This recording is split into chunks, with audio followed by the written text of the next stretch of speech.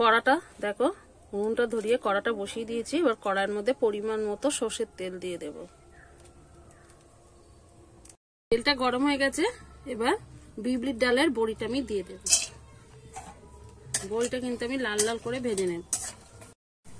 বড়িটা আমি লাল লাল করে ভেজে নিয়েছি, এবারে তুলে নেব।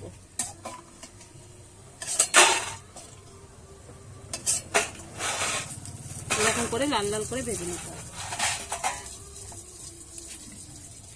এবারে ফোড়নে দিয়ে দেবো 2টো তেজপাতা আর একটা গোটা শুকনো লঙ্কা।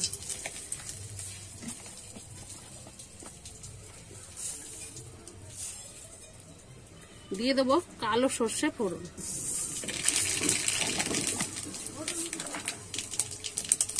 ফোড়নটা একটু আমি নেড়ে নেব।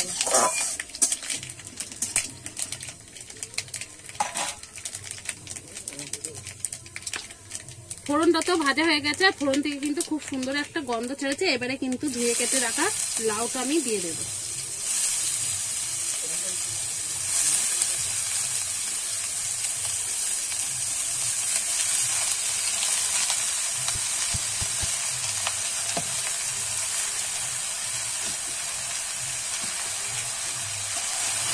একটু আমি কিন্তু লাউটা নেড়ে নেব। আমি কিন্তু একটু নেড়ে চেড়ে নিয়েছি। এবারে কিন্তু পরিমাণ মতো লবণটা দিয়ে দেব।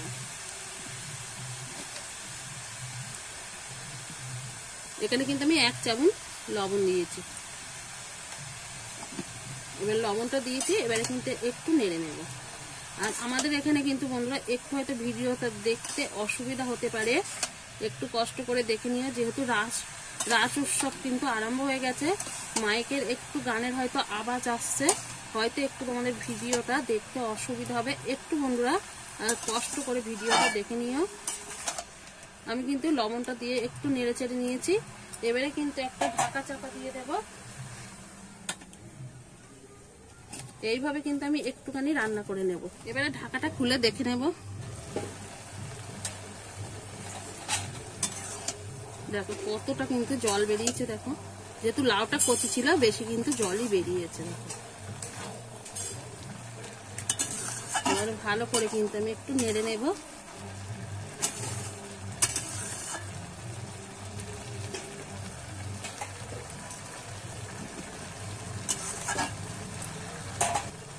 এখানে কিন্তু আমি সাদা সর্ষে, এখানে 2 চামচ সাদা সর্ষে কিন্তু একটু লবণ দিয়ে বেটে নিয়েছি, সেটাই কিন্তু দিয়ে দেব।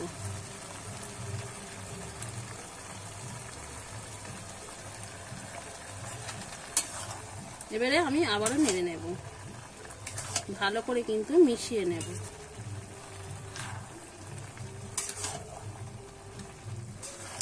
একটু সর্ষেটা লবণ দিয়ে বাটবে, দেখবে তিতো হবার কিন্তু কোনো রকমই চান্স থাকবে না। আর আমি যেহেতু মিষ্টি লাউ বানাচ্ছি, এর জন্য কিন্তু কোনো রকম লঙ্কাটা দিলাম না। দেখলেই তো কোনো রকম লঙ্কা দিইনি, দিয়েছি একটা গোটা লঙ্কা ফোড়নে, তাতে কিন্তু ঝাল হবে না। এইবারে এইভাবে আমি বেশ কিছুক্ষণ ধরে একটু রান্না করে নেব। আমি কিন্তু বেশ কিছুক্ষণ ধরে রান্না করে নিয়েছি। এবার ভালো করে কিন্তু নেড়ে নিলাম। এবারে আমি একটু কিন্তু দুধ দিয়ে দেব। এটা কিন্তু দুধ লাউ না, এটা কিন্তু মিষ্টি লাউ। এই দুধটা দিলে কিন্তু খেতে বন্ধুরা খুবই ভালো লাগবে। এবারে দিয়ে দেব চিনি। যে যেরকম তোমরা মিষ্টিটা খেতে পছন্দ করো, সেরকম কিন্তু মিষ্টিটা দিয়ে নেবে। এবারে আমি কিন্তু ভালো করে নেড়ে নেব।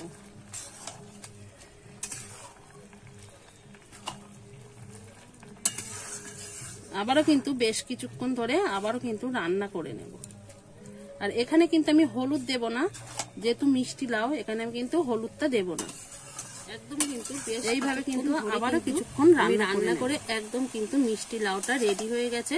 দেখো একদম কিন্তু জলটা শুকিয়ে গেছে, বা দুধটা একদম কিন্তু একদম জল ভাবটা নেই, দেখেই কিন্তু তোমরা বুঝতে পারছো। এবারে কিন্তু আমি একটু ঘি দিয়ে দেব।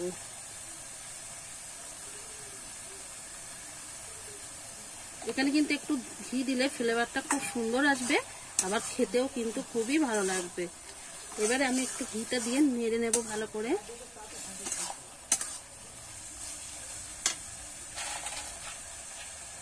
কিছুটা বড়ি কিন্তু আমি ভেঙে দিয়ে দিচ্ছি, তোমরা চাইলে কিন্তু আস্তেও দিতে পারো।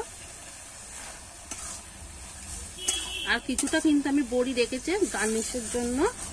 আমার কিন্তু মিষ্টি লাউটা একদম রেডি। এবারে কিন্তু নামিয়ে নেব। মিষ্টি লাউটা তো আমি নিচে নামিয়ে নিয়েছি, এবার একটা পাত্রে নামিয়ে তোমাদের দেখাচ্ছি কেমন হয়েছে। দেখুন বন্ধুরা, আমি কিন্তু মিষ্টি লাউটা একটা পাত্রে নামিয়ে নিয়েছি। আর দেখো কিছুটা বড়ি কিন্তু আমি এইভাবে বসিয়ে দিয়েছি দেখতে ভালো লাগার জন্য। দেখো কতটা কিন্তু লোভনীয় হয়েছে মিষ্টি লাউটা। একবার হলো এইভাবে বাড়িতে বানিয়ে খেয়ে দেখো, খেতে কিন্তু বন্ধুরা খুবই অসাধারণ লাগে।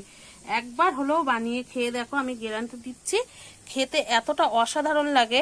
তখন লাউ বাড়িতে আনলেই কিন্তু এইভাবে মনে হবে মিষ্টি লাউটা বানিয়ে খেয়ে দেখি, এতটাই কিন্তু অসাধারণ লাগে। আর আজকের রেসিপিটা কেমন লেগেছে অবশ্যই কিন্তু কমেন্ট করে জানাতে ভুলবে না। তাহলে আজকের মতো রেসিপিটা এখানেই শেষ করছি। আবার নতুন কোনো রেসিপির সঙ্গে দেখা হবে। ততক্ষণে ভালো থাকবেন, সুস্থ থাকবেন, সাবধানে থাকবেন। অবশ্যই বাড়িতে একবার এইভাবে মিষ্টি লাউটা বানিয়ে খেয়ে দেখবেন, খেতে কিন্তু খুবই অসাধারণ লাগে।